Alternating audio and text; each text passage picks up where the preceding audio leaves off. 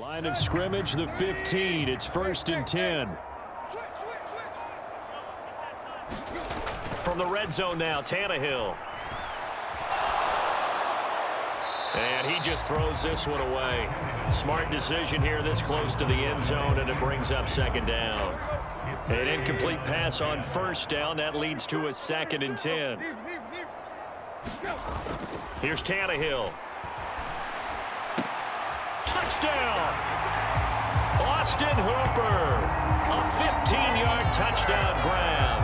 And the Titans take the opening kickoff of the 3rd quarter and drive right down the field to extend their lead.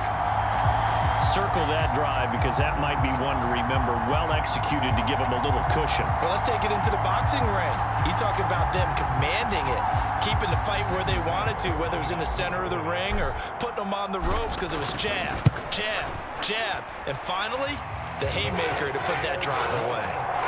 Extra point up and good by Bullock. And that pushes the lead up to 11.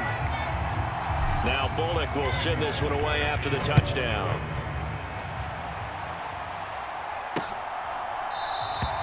Abdullah's going to stay put, and the drive will start at the 25. So here comes the Raiders offense getting ready for their first possession of the 2nd half. And their deficit a little wider than it was at halftime. Does that touchdown a minute ago change the thinking here at all? I think it does, at least a little bit, because now urgency has to start setting in. You can't go out there and go 3 and out and run the risk of falling behind substantially, but you have to do it without pressing, because pressing, that'll lead you into bigger errors. One play has them up past the 40 already, and another 1st and 10. They go back to the ground, this time Jacobs. And this one not going anywhere. They get him at the 44 for a gain of just a yard. Yeah, things were pretty stacked up there in the middle of the line. A lot of bodies, not much space. I think ultimately he was fortunate to get anything out of that run. On 2nd and 9, Carr. And he fires one that's intercepted. It's Roger McCreary with a pick. And the Titans are going to have great field position here as this is returned just shy of midfield. Well, these defensive coaches, they sure like what they've got in this rookie corner. And with good reason, as you saw there. He only cost him a day 2 pick, and a lot of people thought he had first-round ability. But when he was available on draft night, that was one where you didn't need the full time to make the selection. You call that pick in early, and he shows why he was so coveted with that interception there.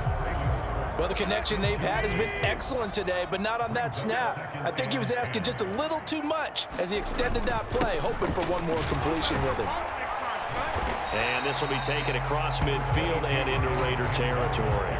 5 yards, now it's 3rd and 5. He had to fight for every yard on that run, shook himself free of a tackle, and kept fighting, even with the rest of the defense closing in on him. That's the kind of effort you'll take every single time.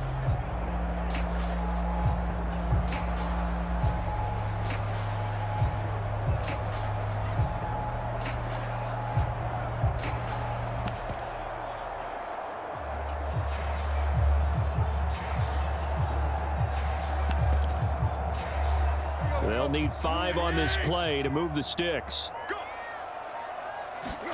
Now Tannehill. This is Jeff Swaim, the tight end. And he will have a Titans first down. They needed 5 there on 3rd down. He winds up getting 7. That was a route run, not just with dexterity, but with intelligence. Found the hole in the zone, made sure the quarterback saw him, and was able to make the sure catch and flip the down marker back to 1.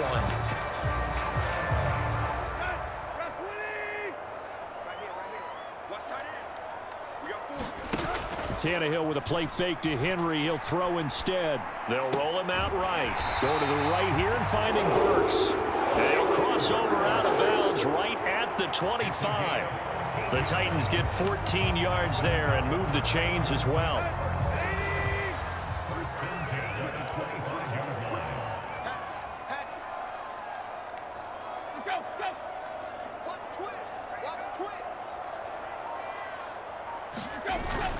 Henry will get it. He's been busy today. And he'll get it down inside the 20 to the 18-yard line. 103 yards rushing for him now to this point. Boy, where would these guys be without his performance on the ground?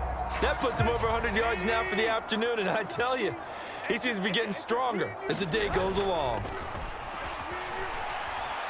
Steps away to his left.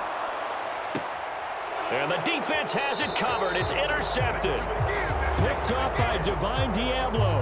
And the Raiders are going to have it here as they'll start at their own 7. Oh, and I saw the pressure coming at him. That just looked problematic. Hit him as he threw it, and the interception ensued. Let me pay homage to the man who stood in this spot before. He always talked about how much pressure is in the face of a guy, and can he step into a throw. And when you can't do that, oftentimes interceptions result. And he takes this just about a yard shy of the 20. Nice way to start the drive, a gain of 12 and a first down. Jacobs going to try the middle. And he's going to take this ahead for right around 3 yards, but no more than that. Second down.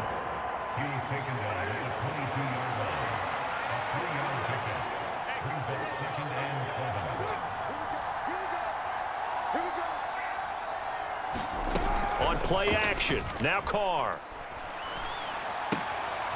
And a quick throw here, that's complete. They had 3 yards on first down, just 1 yard there. Obviously, this has not been a banner game throwing the football. So what you got to do, you got to kind of down focus, don't you think? Find the tight end, take some easier completions. The interception last drive. There he hits the reliable target. Now Carr. And they will rally and stop him short of the first down. They get him to the ground at the 26.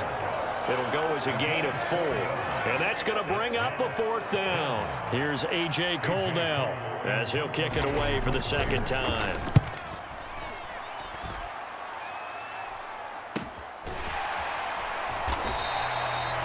So possession goes over here on the punt. And it'll be Titan football.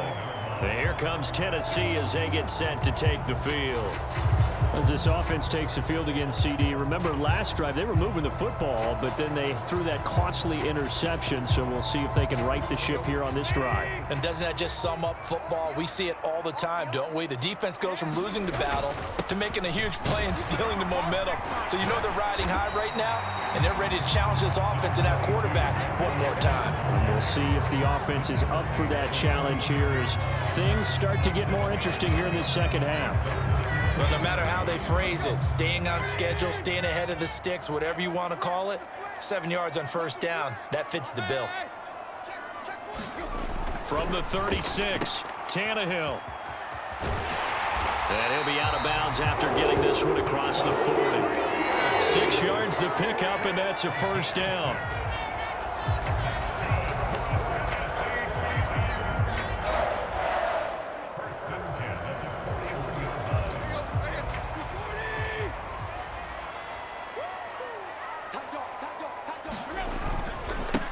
Here's Hilliard. And he'll be pretty well stopped in his tracks. Give him a yard up to the 42. No doubt about it. A really nice job there by the defense, not allowing him to get to the perimeter.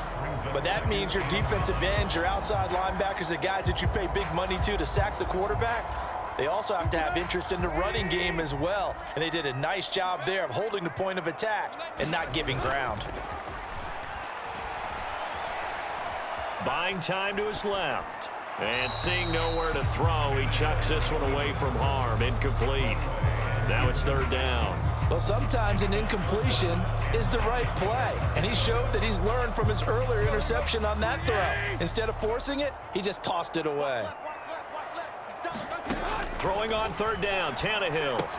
Setting up the screen for Haskins. And they'll get this down to around the 47-yard line. And now we get into the psychology of the whole thing, because a lot of teams with a 2-score lead in the third quarter, they almost become defensive with their offense, just playing not to lose.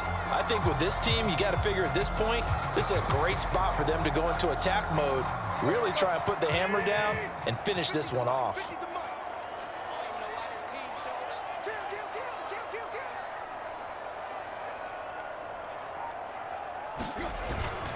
Back to the ground now. It's Henry. He's got it to the 43 here. On any running play that's called, they're always hoping that it's going to break big.